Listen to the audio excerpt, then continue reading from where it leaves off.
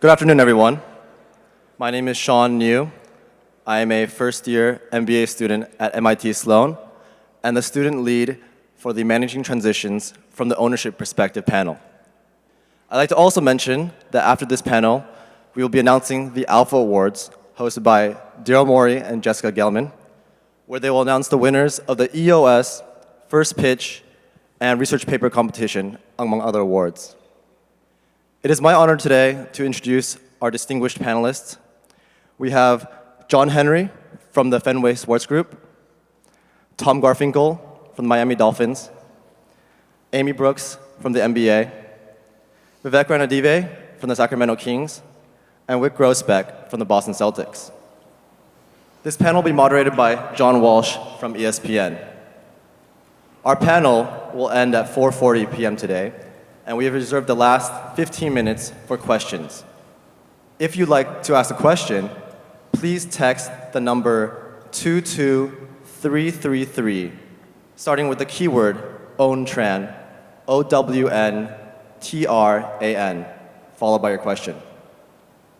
If you'd like to tweet, please tweet @poll, starting with the keyword OWNTRAN and then your question. With that, I'll leave it to John. Thank you. I promise you that Jessica and Daryl have said that this will be the last panel for a year. I also think since it is the last panel, everybody has thanked a lot of people. I think it'd be nice to give a little round of applause to Daryl and Jessica for putting this together for the 8th year.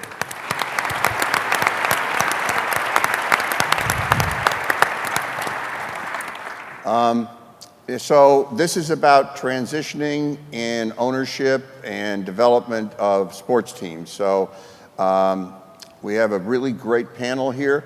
I hope that we can cause some trouble, get some laughs, and educate people who are interested in what transition means in ownership. There have been, in the last decade, there have been 70 different changes of ownership or relocation of franchises in professional sports. So it's an enormous number, and and we have people here who have different experiences. So I want to start with Vivek and say, 6 years ago, Vivek was coaching a 6th grade girls team as his introduction to basketball. And 6 years later, he owns an NBA franchise. So tell us, Vivek, if you can, what that transition was like over those 6 years.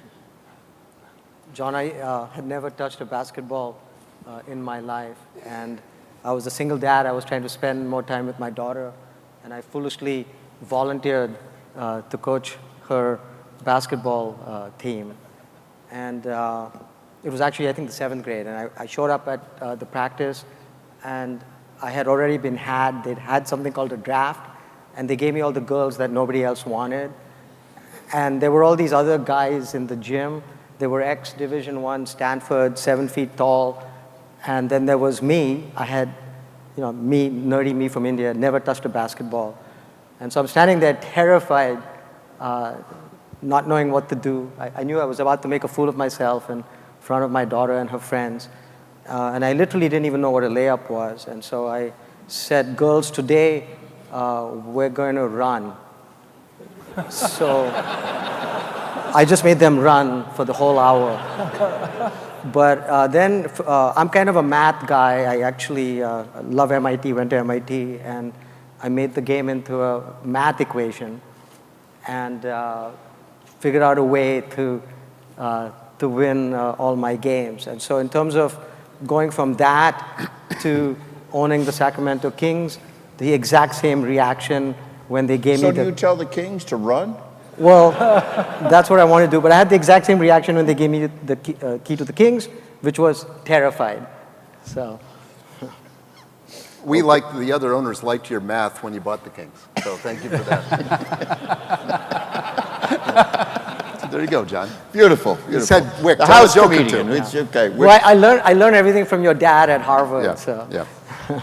Tom, you've been through many different ownerships from an employee point of view as a senior executive. 3 different owners with the Padres, the Diamondbacks in the post-Colangelo era, and now you've changed sports. Can you describe, there's so much change in the last quarter of a century in ownership of sports teams. How do you view, from your perspective, looking at ownership today? Well, I think there's a lot of change happening. I think you know, it was in the past probably more family ownership, more long-term ownership, more sort of one owner to talk to. That still exists obviously today, but also with valuations increasing as much as they have, you know, there's more groups coming in. So from an executive's perspective, an employee's perspective, coming in and dealing with a lot of different owners, it can be a challenge. Right now at the Dolphins, obviously, Stephen Ross owns the whole team. And so it's fun to just deal with Steve, and he's a big vision person. He likes to do things differently. He's a bit of a contrarian. He thinks big. And so our values lined up when we met and we got to know each other, and I think that's really important. You have to have the same values, obviously, as your owners. And but that's a challenge, I think, moving forward. I think we're going to see more ownership groups come in with a lead person versus you know, one individual or one family. So what are the responsibilities, or what are the kind of groupings of people who own sports teams? What are the motivations that you see from, as you have experienced ownership?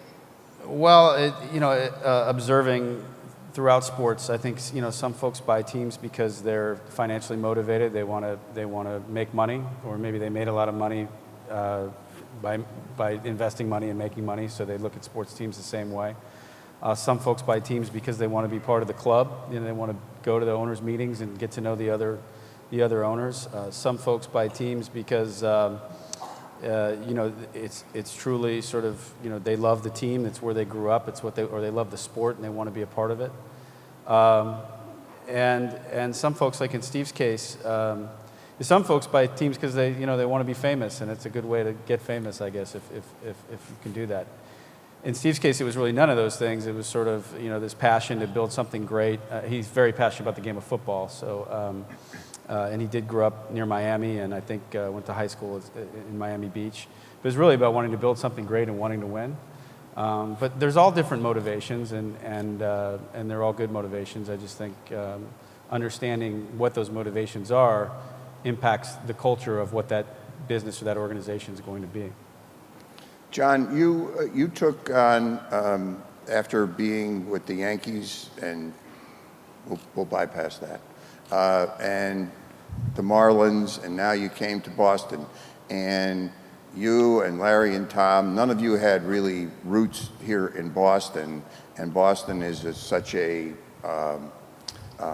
passionate town about sports, and you all had to learn and figure out what the Boston sports psyche was like. And you have managed, in your ownership, besides 3 championships, you've managed to, on the one hand, embrace what the Boston sports psyche is and exploit it. So can you speak to how you have played that dual role of embracing Boston and exploiting Boston? Exploiting Boston. Well, you do pretty good with sellouts.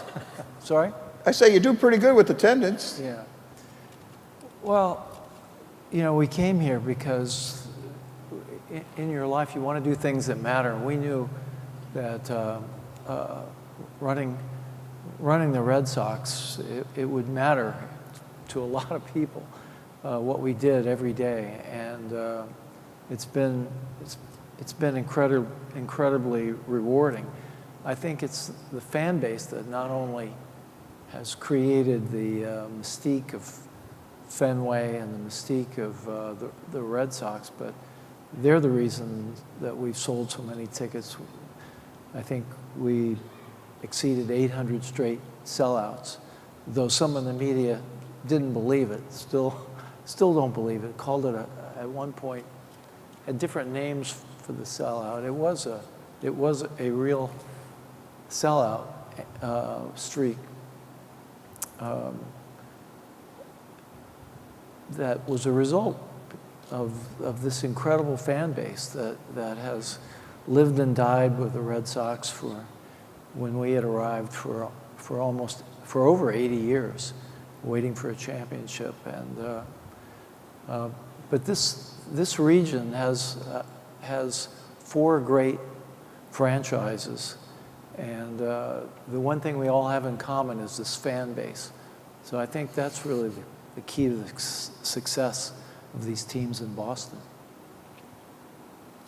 So franchises in Boston, the fans live and die with them. Wick, you're in a big year of transition. Give us your thoughts about the transition that you've made in management this year about a fan base that lives and dies with the Celtics. Yeah, I think it's, you can't make these decisions like the ones we made last summer. You can't make them on the spot without a plan or an overall strategy. We came in, when I decided to try to buy control of the Celtics, I named the company Banner 17, so I made it pretty clear to the fans and the potential co-owners who were coming into my group, or not. I said, this isn't about 17% interest rate, it's about the 17th banner. And it was also a reminder to myself every single day that that's what we were going for. And so we've done a rebuild or a build before. We built up, starting just with Paul Pierce. Daryl Morey actually was a key part of our group then. He left just before we gave out the ring. Sorry, Daryl, but thanks for your help. We're rooting for the Rockets, but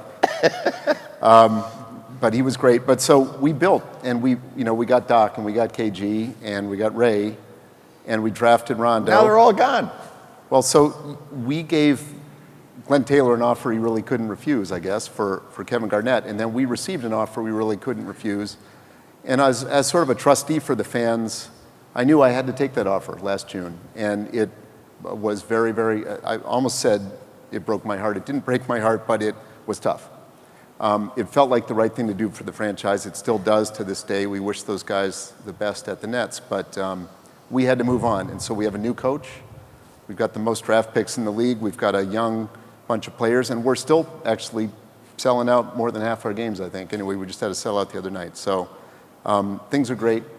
The fans are with us because they know a bunch of fans bought the team. And so we're trying to keep that trust and keep that integrity with them and never deviate from that. Amy, you're the queen of transitions. You've taken and helped Vivek in Sacramento. You took a team and relocated it from New Orleans to Oklahoma. You've advised and helped teams. What are the factors that you look at when there is a transition of location, relocation, or ownership? Transition is a catalyst for hope, which is great. We have had 10 ownership transitions in the last 5 years, and in addition to situations like you cite. And the things that are important when a new owner comes in is that, first of all, they show commitment to that community, that not just the team will benefit, but the actual community will benefit from the ownership, that they value the fans, and that they have to establish that they're going to help this team be successful both on and off the court. And we did have an opportunity to come in. The Sacramento situation was unique. This is a team that was almost to Seattle, a very successful city historically. They've sold out 19 seasons since they came to Sacramento in 1985. And it was a difficult time, but Vivek, to his credit, was authentic in his enthusiasm and his passion for the city. And so our group from the NBA went out to support him. We had about 10 people there for several weeks. And the first thing he did is reach out to the fans and tell them, you are the reason that we stayed. So there was a rally of 15,000 people, lines around the block waiting to get into this rally, and brought former stars. The mayor our group is intended to share best practices. So what we did is we tried to give Vivek and his group some ideas, but one we can't translate very well to other markets is they have this mayor who is a former NBA All-Star, which I would love to put in all 30 of our markets. But it was a very authentic time to help establish that this is going to be a successful team, both on and off the court, and make a real impact in the city of Sacramento. So, and the results show it. You know, the Kings are at or near the top of the league in growth metrics, from attendance to ticket revenue to new full season tickets to sponsorship revenue. But the more important part is, I think the city believes in this new ownership group and what it can do for the city in the future. From your experience throughout here, what obstacles are common, or what are the obstacles that people who are experiencing transition will look to? What's in your way? For us, I had to convince Amy and then Commissioner Stern and Adam Silver that we could build a new arena. And so I got into this. I was involved with the Warriors, and Kevin Johnson called me up and said, help us keep the team. And I said, well, I live in the Bay Area. And at some point, I thought about it, and I came to California literally with no money in my pocket. And so everything I have, I owe to the state of California. And I thought, well, maybe this is something I need to do. So I agreed to step in and help keep the team. So it was an emotional decision. But then I had to convince them that I could do everything they wanted me to do, and number one was to build a new arena. So I show up. So what do you do to convince people to build? Well, here's what I did. So I show up at the NBA meeting, and it was the next morning. So I had a couple of guys stay up all night and create a pretty picture of an arena and paint it purple. And you remember that? Yep. And it's beautiful. Unfortunately, the then Commissioner Stern knew that. He said, Vivek, that looks like you put that together last night. And David, you were right. No, we had a great example of the city, the NBA, the investors all coming together to create this new arena that we're building. The state has been very supportive. They actually passed a law for us where we can fast track its development. And the NBA has been very supportive. They've helped us with it. So in our case, we had to really convince Wick and his other partners that we could have a world-class arena built in a short time frame. So you were easily convinced, right? Well, on the other side was Steve Ballmer. I mean, there was a couple of great groups and a couple of great cities, but it was clear to the committee that Sacramento had done more than enough to keep the team, and we wanted Vivek in the league, as we would have welcomed Steve in the league. So those are two great groups. So what obstacles did you see in 2002 when you took over the Celtics? Well, I didn't, when I was announced as the new lead owner, I didn't have the deal closed. I didn't have the money yet raised, and it was a public company, so I had to be pretty careful about what I said about it. But I worked pretty hard with the help of Daryl and others, and my partner Steve Paliuka, and we got the deal done at the last minute on December 31st. It was really just trying to close the deal. So what were just for the people out here who are interested, what were the key factors in closing the deal? What did you have to do at the last second? Well, besides come up with the money. It was like a $375 million number when you add in all the closing costs. And I found that the guys who wanted to come into the group were all, well, men and women, but families, but they were all people who had been in charge of things their whole lives. That's how they become so successful. And John and Vivek may have seen some of the same characteristics in their ownership groups. And I'm asking them to take a seat at the table, but not necessarily run the show. And the quality of person who's willing to do that, make a huge financial commitment, and be part of, hopefully, a winning franchise, but no guarantee that it would be a winning franchise. And I'd never run anything in my life. I'd been an attorney, a securities lawyer, and then a venture capital investor, and I was proposing to run the team on a day-to-day basis.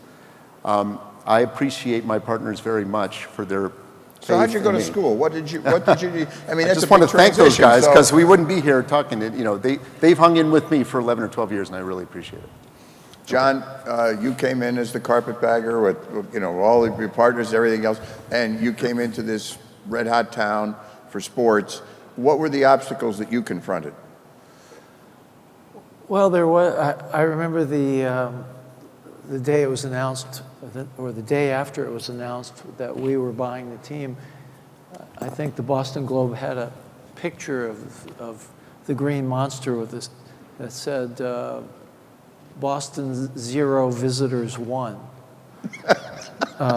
So it was a challenge, and but I think we were confident from the beginning, because not only did we feel like we knew what we were doing, we knew that Boston fans would appreciate the degree to which we were baseball fans, and if you're a dyed-in-the-wool baseball fan, you're going to connect with Red Sox fans. So I think that was the biggest initial hurdle. Also, we were dealing with a park that needed changes, needed to either be torn down or to be renovated, and we looked at it with a great trepidation, because anything we did to Fenway, we were afraid that people would be critical and say, "What are you doing to our ballpark?" Because it's such a part of the fabric of New England here. But again, being baseball fans and going out and talking with the community, talking with fans to see what it was, what their thoughts were, and working with great people, Larry Lucchino, Janet Marie Smith, some of the best people. Larry had done Camden Yards and Petco Park before that, so. Well, we know that the Boston Globe would never print that graphic again today. Tom, you are going through the throes of a huge transition with personnel, and you're on the business side, you're observing what's going on. How, from the post which you sit, are you observing and experiencing the transition that the Dolphins are going through this offseason? Well, I think I was there about 6 weeks when everything sort of happened, and it's a reminder that when you step back from it, look at it from a big picture standpoint, just how important and how relevant sports are in our society today. The degree with which the topic was reported on, the degree with which it became a part of the national consciousness, reminds us that sports is really a big part of how we look at sort of the human spirit, how we look at ourselves, and it entertains us, it motivates us, but it also educates us about ourselves, both good and bad. And in this situation, there were some things we needed to learn to get better, and I think across sports, across the NFL, and certainly at the Dolphins. So we looked at it as an opportunity to get better. Stephen Ross, our owner, has initiated legislation in the Florida legislature and went to NYU, at the Center of Sport and Society there, and they've conducted a white paper, and we're trying to figure out how we can use this to educate about civility, about mutual respect, and about how we can also tell the positive stories of all the wonderful things. Because in sports, there's so many wonderful things happening too. Stories of courage and compassion and redemption and work ethic and overcoming impossible odds. And in the world of today's, we talked about this a little bit on the last panel, in the world of today's 140 character, cynical, sensational, reporting sometimes, the journalistic integrity of taking the time to get the story right, taking the time to tell the whole story, taking the time to tell the positive stories as well that are going on. I think that's an important lesson for us that we all need to take advantage of. Now, you've all been through transition, and transition involves change. So you're looking at buying a team, you're looking at taking over a team or orchestrating it, and you got to be thinking about change. So as each of you, I'm going to ask all of you to kind of comment on, what did you think about as you were approaching this ownership that you could make a change for the better? Want to start with? I guess I'd say it had just been since '86 the Celtics had won. So there'd been 16 titles in, 25 or 30 years, and then there'd been a bit of a pause. And so we wanted to come in and find out what we could do to get it back there. And I brought enough financial firepower with me in my group that we knew we could sort of dig in and really invest in the team as much as was needed. And so that was the partners again. Remember considering the Garnett trade, and I laid it out to my partners and I said, if this works well, we're going to win the championship. If it really is a disaster, we're going to owe a lot of money. And I'm prepared, but I want to make sure everybody's comfortable. And the first guy in the line said, I'm in, and I'll do anybody else's piece who doesn't want to do it. I'm in for double. And everybody said they're all in for double. So, I mean, when you have I don't like talking about money in sports, and that's why I like having a salary cap so we can get some of that out of the equation. But the fact is we didn't have a strong cap back then, and we needed to dig in, and we did. And so that's part of what you had to do to win in the early 2000s in the NBA was to pay the money, and so we dug in and did it. Did you think anything about revenues in terms of compensating for what the expenses might be? Well, we figured that actually the worst financial year we've had at the Celtics was the year we won the championship, if that answers anything. So, it doesn't always correlate, but we sold out a ton of games. It's been great financially. We've been very lucky. It's not why we did it, really, at the core of it, but it's worked out fine along the way. Vivek? Yeah, in my case, I have to say it was more of an emotional decision. Sacramento was our state capital. It has no other sports team, no. But what did you think about doing with the team? I'm going to own the team. What can I do to make this franchise better? Yeah, so we had a clear vision. I call it NBA 3.0. And we believed that we would be the first truly global brand. And the vision was there were three vectors. There was technology, globalization, and using sport as an agent of change in the community. So when you think about basketball, it's more than a team. It's really a social network. And if you can capture that network, if you can expand it, you can engage it, then there'll always be ways to monetize it. So we were big believers in the use of technology to do that. But I really ran and run the team similar to how I run my software company. We have a mission statement, we have values, we have a vision. And I think that whatever the prices are that are being paid for these teams right now, they're really a fraction of what these teams are worth. So I think that there's only 30 basketball teams. It's true in other sports. There's a growing audience. In the case of basketball, we believe it's a global audience.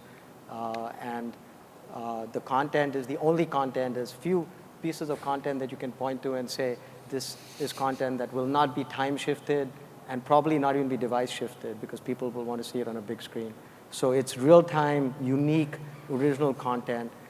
So I think it's a no-brainer that these things are going to be hugely valuable.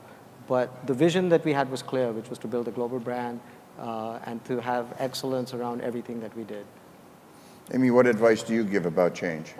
I think every owner comes in with their own vision, but what I've liked that I've seen is when an owner asks the fan for what do you want to change? And we've had a few situations, and you guys have done a nice job. One that comes to mind is when Ted Leonsis and his group bought the Washington Wizards. He said, tell me what I should change. And he got 4,000 responses to that question. And he took it and he made it into 101 points of change and put it online, and everything from updating the technology in the arena to offering more access to the team, changing the F&B, and just went down the line and said, we've done this, we've done this, we've done this. And I think that shows real authenticity, that you care about what the fans want. What are the most common recommendations from fans? From fans? Yeah. Fire the coach. There's certain fans will have their opinions on the basketball side, but most commonly they want to be more engaged with the team. They want more access to the players. They want a better in-game experience, from technology to food. It's nothing that is out of left field. It's we crowdsourced the design of our arena, and we had 20,000 people participate. A great example. Yeah, so that's a great example. Tom, from your brief experience in Miami? Well, I've told really every owner I've worked for that you don't really own the team, and they look at me kind of crazy, like I spent $1 million, I spent millions of dollars on this team, and I think you're stewards of a public trust, and it's important to be responsible stewards. The team was here before you got here; it's going to be here after you're gone. So You know, in the Red Sox case, for example, you know, you mentioned the Boston Globe article of, you know, visitors 1, Boston 0. I can't think of a better example of owners who came in John and Tom and Larry Lucchino and understood that and really respected the tradition of the Red Sox, the market in Boston, the importance of Fenway Park, and had a sense of humility and respect and understanding of the Red Sox fan base and really went about that the right way, understanding that they were stewards and have been tremendous stewards. But you know, I think that's a really important approach to take, and a lot of owners do that really successfully. John, what was the big change idea you had with your partners as you came in and said, you know what, I think here's a change we can make that's going to make the Red Sox a better franchise? Well, we didn't have the luxury of salary caps. And when we came in, the Yankees were spending extraordinary sums of money. So what we determined we had to do in order to be competitive in Major League Baseball and in our division was we had to be extremely aggressive about revenues. So we worked, everything we did, whether it was with regard to the park, NESN, sponsorships, we were determined to leave no stone unturned to increase our revenues so that we could go toe-to-toe with the Yankees. Okay, part of change is personnel, and you're dealing with people. So you have to make judgments about the personnel you inherit, and inevitably you're going to hire new people. And you go through a process of vetting candidates for jobs. What is the one question that you ask to potential candidates for senior positions that you're interested in? What's that key question that you would ask to somebody as a candidate for a job as a senior part of your organization? So let's begin with John. Well, I've been fortunate to work with some great executives. So I think I've learned from that experience of what to ask. What drives you? What motivates you? And Larry Lucchino, for instance, he's relentless. He's always asking every day, what aren't we doing? And for that matter, so is Tom Werner. So it takes tremendous resolve, tremendous drive, all of you know that, to run or to be at the hierarchy of a major league sport. It's a 24/7, 365-day-a-year job these days. The one question would be why? Why did you choose to go to this college? Why did you take this as your job? Why did you leave that job to go to this other job? Why do you want to come work for the Miami Dolphins? You're trying to understand their motivations, who they are as people. You know, I want people that are continuous learners, that accept responsibility, that have integrity, that are great team players. And if you think about it, if everybody in your organization, from the front desk receptionist to the CFO to whoever, is always trying to get better and is accepting responsibility for how they can make it better, the organization can't help but get better. So I'm trying to find those things out. Tom stole my answer, but it's the same thing. I always like to ask, why do you want to work here, and what will you enjoy most about the job? And what you look for in their response is intellectual curiosity, and you look for just that desire to be great at whatever job it is. And I think that broad question usually gives an answer that allows you to interpret it. Yeah, in our sport, I think we're in a transition point. There's a lot of change. There's technology, there's the CBA, and so on. And so what I value is openness. And so people who are open to new ideas and different ways of looking at things. And so questions that allow me to see how open they are. They're all smart, they all have the right experience, they're all hungry, but who has the most open mind? I'll oftentimes ask somebody to describe a great win that they've had. I'm not afraid of seeing failures on a resume. I have failures on my resume. It means you're trying. If you failed, at least you tried something risky. But if they describe a win that they've had and then describe it in their own terms, that I did this and I did that, that's a bad sign. It's a team sport. Life's a team sport. Your relationships, your businesses, whether they're sports or not, I believe strongly in team. And I've got plenty of ego, but I think that I'm sitting here because of a whole bunch of people I can name.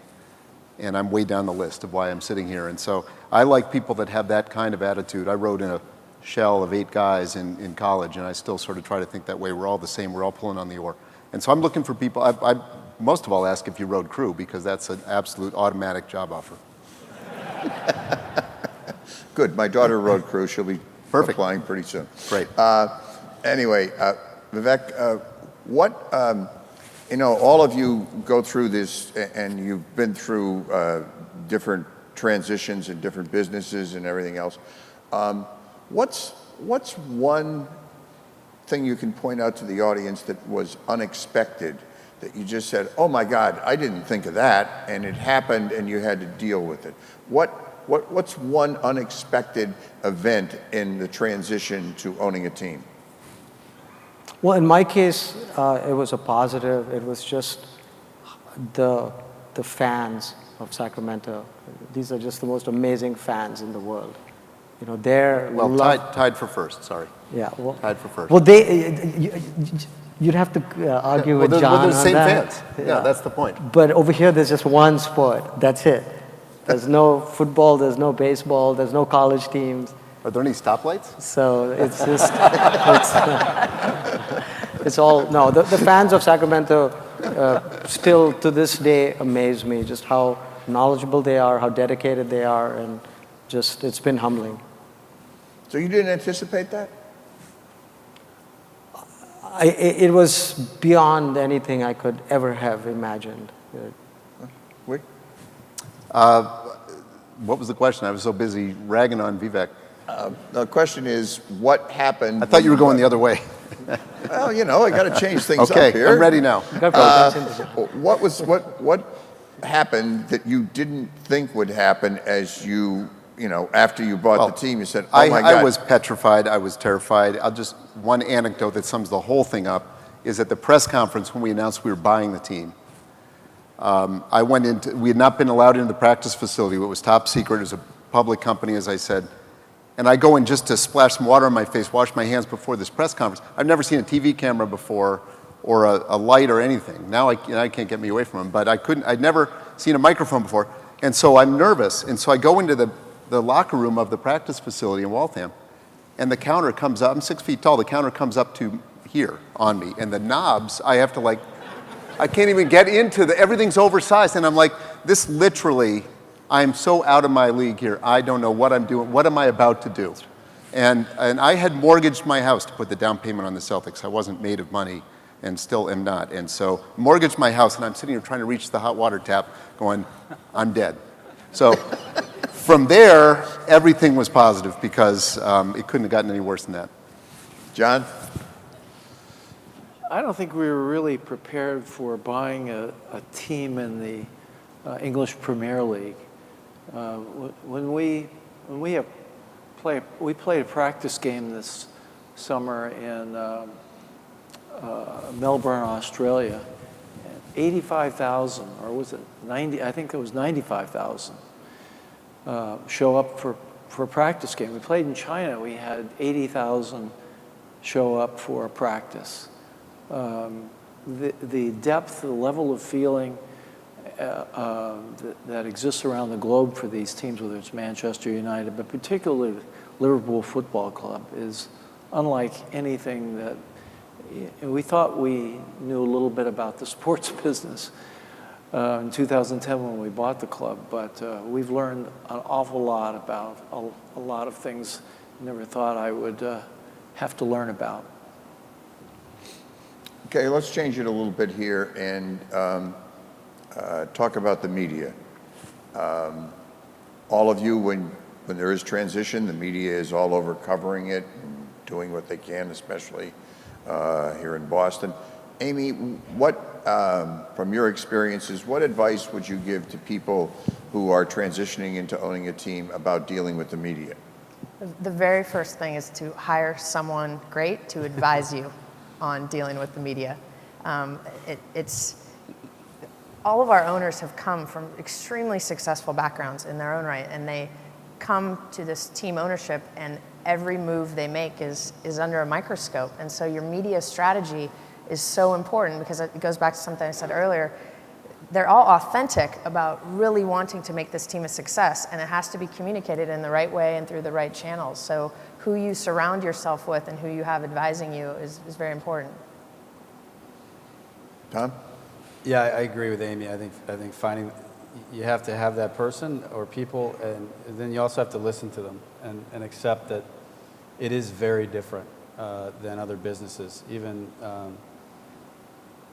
you know, Target can have this crisis with the credit card situation, and it affects 70 million people. And I don't know that it reached the level of national consciousness the same way, you know, what happened at the Dolphins did at the beginning of, at the end of October. So, you know, it is a very different thing. The PR is a very different thing. And hiring those people and listening to them, and being genuine. I think not coming in and, you know, saying day one, we're going to go win the championship, and, you know, having a sense of humility about, you know, knowing what you don't know and coming in and being able to say, I'm going to listen a lot, I'm going to learn a lot, we're going to take our time here a little bit first. Vivek, give us a clue about the Sacramento media. Well, this is the biggest story in town for Sacramento, and the advice that I have is the same that a CEO of a public company should do, which is quite simply under-promise and over-deliver. And I think as long as you do that, and you made that point, Tom, I think you're okay. All right, we saved the last two here for the Boston boys. I know what the question is. This is great. It's refreshing change. One of the publishers in town told me his job was to comfort the afflicted and afflict the comfortable. And he didn't think of me as afflicted, so I knew what he was trying, you know. But the fact of the matter is, if you're trying to do things the right way and you admit your mistakes, they're going to write, they screwed up again. But, you know, you can't fool the fans anyway. The fans are brilliant. They're much smarter. They know it all. They can figure it out. So it doesn't take the media to tell them. They'll figure it out one way or another anyway. So just tell them the truth and admit when you made a mistake. We hired Ainge in the middle of the playoff sweep. We were down 3-0 or something, and the word was leaking out anyway the next day. I think Jackie McMullen had it, of the Globe, that you know, we had been talking to Ainge in a hotel down in Secaucus or somewhere, and sure enough, and so it was going to come out anyway, so we went ahead and just announced it. And it felt like, and then that was widely panned as, you know, idiot move, and and so I got up and I said, well, I know we may have made a mistake. I can't figure out how to do it better, but okay, we made a mistake, but we hired the right guy, we think. And I plan to put his number in the rafters someday. I think he's done an amazing job for us. So he's not going to accept that, but we'll see. But just treat him straight up, or buy him. That's good. That's good. John?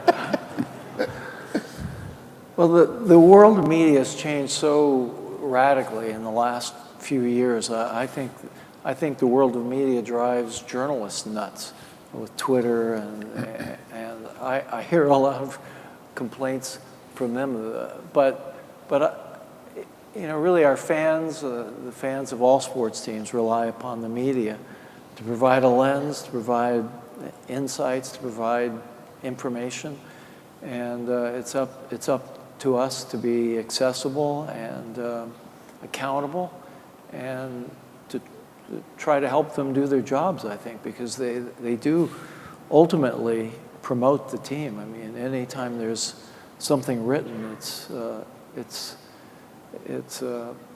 know, it helps to promote interest. So we added the British tabloids to the Boston media.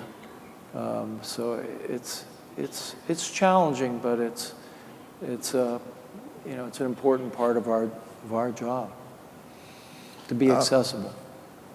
We're in a position now in sports and the media and sports ownership where we're going through an age of tremendous change with technology, social media. We're looking at a shifting population that the demographics of which are going to change radically as we look at the next 20 or 30 years.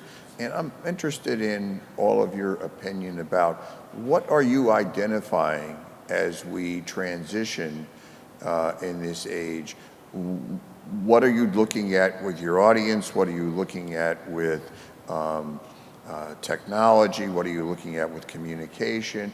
What are the primary considerations as you kind of hit the pillow every night and think, boy, you know, here's what I ought to be thinking about? Want to start here, Wick? Or? Sure. I mean, I thought years ago I had a handle on technology, not like the pros on this panel, but I realized that I didn't. And so we have phenomenal people at the Celtics. We spend an enormous amount of time and capital investment and just brain power on connecting and using technology in our Facebook fans and our Twitter and Instagram and the whole thing. So I can at least say the words. I can't actually use any of these things, but they're benefiting the team greatly. And I love the way the NBA generally is positioned towards 3.0, as Vivek was saying. We skew young, we skew international. We are you can play the game with a ball. You don't even need a hoop, really. It's a little bit more like soccer in that way. It's global. I've just been to India, Istanbul, Italy, and Dubai, and they're playing basketball avidly in every place, and I can't wait for the future. So it's skewing young, it's skewing technology, and we're all about that. Yeah, we're seeing just a revolution in every dimension. So I'll just talk about analytics in terms of the game itself. So if you look at all the data that's been created in the history of mankind and look at all of that data and call it X till a couple of years ago, then in the last 2 years, there's been 10X that data created. So the same is true for basketball analytics. So our team alone, will create probably 10 gigabytes of data that we're going to look at just this season. And so we're now living at a time where there's more data than we're able to analyze. And so I think we're going to see all kinds of innovations in the game, and guys like Darryl have taken that to the next level, and the Celtics. But I think that's the one area that we're focused on. Wick makes very good points about our unique audience in the NBA, and it does go back to technology, and there's a focus on enhancing the game experience and getting people to want to come to more games and to enjoy the games a lot more. These are two of the teams in our league that are among the most tech-savvy teams, and from Boston having a pre-game show live on their mobile app, and Vivek has so many great implementations in the short time in Sacramento. I was out there a couple of weeks ago, and they're able to see live food and beverage on their mobile app. The management's able to see food and beverage and how it's tracking at each concession stand live. And we're just moving towards a way where we can not just have great fan-facing things about the game experience, but also great technology on the back end to deliver that great fan experience. We have a team, we had an analytics workshop for all of our teams here this week, and the Orlando Magic were saying that when someone comes in to their game today, every 30 minutes, the service rep for season ticket holders will get an email that says, here are your 7 accounts that just walked in the stadium, and here's how you should conduct seat visits or greet them. And all of this goes to just delivering a great customer service experience. We have several of our teams, including the Kings, who are partnering with the Disney Institute to deliver on great consistent customer service. So all of this goes into making our fans better enjoy the game experience. I think tactically speaking, the technology as it continues to evolve is making sure that we're investing in technology that's relevant to the business objectives we're trying to accomplish, and not just investing in technology for the sake of doing it. I think from a strategic perspective, what all this technology means to this generation of consumers or fans is that again, I said this in the last panel, but they're more entitled, they're more demanding, they have all the information at their fingertips, they expect things now, and what that means is I think we have to take a more customer-centric and less product-centric approach, so that in the past, you develop a product, you take it to market, and you work really hard to convince your customer that they need what you're selling. And I think the approach now is to ask them what they want and what they need and provide that. And to provide benefits and things that they're asking for. And so we're trying to do that from a perspective, even with our season ticket holders and our fans, to create a program where they self-select into different categories. They tell us what benefits they want, and we provide them those benefits so that their experiences and the things that they do and how they experience the Miami Dolphins is what they're asking us for, as opposed to us presuming to know what they want. We literally pick up every tweet that somebody puts out. And so if you tweet that you had cold pizza, we know that, and we also know what our back end, what we have. And so before you have a chance to even become unhappy, we do something like, give you free parking for the next game or give you hot dogs. It's one of the wonderful things about Twitter, right? Yeah. Is that there's a living focus group out there. Yeah. On the internet, on Twitter, on Facebook. Yeah. If you take the time to go read it, you'll know exactly what your fans think, exactly what they want. If you take the time to ask them. When I was in San Diego, I sent out a tweet to the fans that said, what kind of local food would you most like to see in the ballpark? And this thing kept popping up, Hodad's, Hodad's, Hodad's. I didn't know what Hodad's was. It was a little burger joint in Ocean Beach. We put a Hodad's in the ballpark. It was packed from 5:30 before the game started until the game was over every night. And instead of saying we're going to put in a XYZ burger joint because we think that's the right thing, we asked them, we put it in, and what do you know, it worked. So I think that customer-centric approach is an important part. Okay, I'm going to go to the questions here and try and get as many questions in as we can. So I'm just going to go to one panelist and ask a question for each one. So John, how do you use analytics in deciding whether to open the checkbook or not? Well, virtually every transaction now has a dollar sign in sports associated with it, with a player transaction. So you have to have analytics. They aren't going to necessarily dictate everything that you do, but they inform, I think, everything that you do, or you're not really doing your work. Vivek, how has the influx of owners from financial tech world changed professional sports? Well, they're believers in data, and so we look at it as a big data problem, both the business side as well as the actual game itself. And so the use of data in every element of the business, who to make offers to, at what point, if they're driving towards the store, away from the store, all the way to what combinations of players produce the best results. I'm using neural network, machine learning technology to help predict if you get a player from the draft in 3 years, which NBA player might he look like? So it's just really the use of big data. Wick, Malcolm Gladwell, speaking earlier, was incensed that rich sports team owners stand in line for tax breaks. You have a reaction to that? Yeah, I heard about this. I wasn't at the event, but I could hear it from out on the street. So it resonated. Well, I guess I would say whatever Adam said was correct. He said that you guys were tanking on purpose. Yeah. Oh, thanks. And what are you doing? We're trying to win. Yeah. If we want to lose games, we absolutely hired the wrong coach. That guy would light himself on fire to win a quarter of a game, and he's been doing it all year. So anybody who's entitled to a tax or to ask, I suppose everybody's entitled to ask for tax breaks. I don't think we have any at the Celtics, but I don't have any comment on anybody else's tax return. I have enough trouble filling my own one out. Amy, what's the responsibility in your mind of franchise owners to the local sports fan and the larger community around the game? I said this a little bit earlier, but these teams are bigger than just putting together 5 people to start and play on the court. These are impactful organizations to the entire community. And you see, you know, Vivek in Sacramento, any news about the team is on the front page. And it's important that the team is authentic in their approach back to the community. I like some of the stuff you're doing now around donating.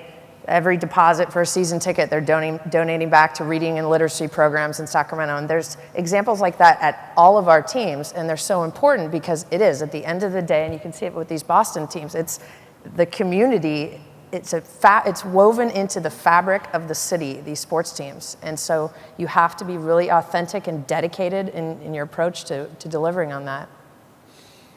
Tom, you have any observations on that for the city of Miami? Yeah, it's a great point. I mean, coming in, I don't know that, you know, I obviously knew the Miami Dolphins were this tremendous brand with this great fan base. But the extent to with which it is a part of people's psyche and it's generational and the emotional connection is even deeper than I expected. And, you know, one of the things we talk about is that a lot of companies out there, you know, they try to create an emotional connection with their brand. They spend millions of dollars to do it. We have that inherently, and I've always said I'd rather have an angry fan. I'll take anger over apathy any day because it means they care. And our fans are emotional, so we need to think about how to appeal to their emotion and not just their reason, because they're not rational. When we try to rationalize with them, it doesn't necessarily work. How do you appeal to their emotion? John, very specific question. What is the vision you have for the future of Liverpool, and how is Suarez potentially leaving or be to those plans? What was the last part? How is Suarez? What role is the status of Suarez to those plans? Well, he scored again today, so he's it's as Wick and I have had discussions about Liverpool. In fact, Wick almost bought Liverpool at one point, I think. Is that true? I think I was trying to buy the Canadians from George, the guy you bought Liverpool from. Yeah. So it's... You guys talk about buying things all the time, right? It's easy to talk. It's hard to actually do it. It's you know, Luis Suarez is the top scorer in the English Premier League, which is arguably the top soccer league in the world. And he had a buyout clause. I don't know to what degree I should go into this, but he had a buyout clause of 40 million pounds, a little more than $60 million. And so Arsenal, one of our prime rivals this year, in fact, I think we're tied for second right now with, or I guess we're actually second because of a goal difference. But Arsenal's third. They offered 40 million and £1 for him and triggered his buyout clause. But what we found over the years is that contracts don't seem to mean a lot in England. Actually, not in England. In world football, it doesn't matter how long a player's contract is, he can decide he's leaving. We sold a player, Fernando Torres, I think, for 50 million pounds that we did not want to sell, but we were forced to. So for the first time, I think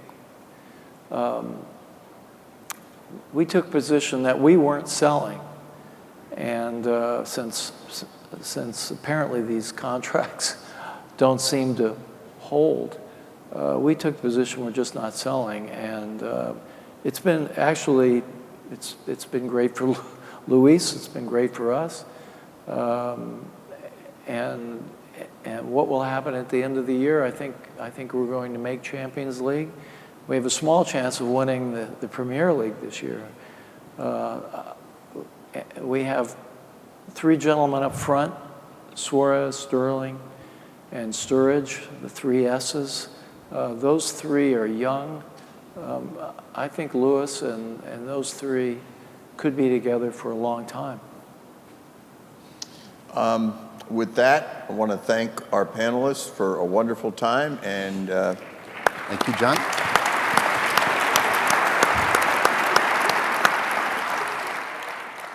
now we will go transition, proper word, to the Omega event of this gathering with the Alpha Awards. So we can go from Omega to Alpha.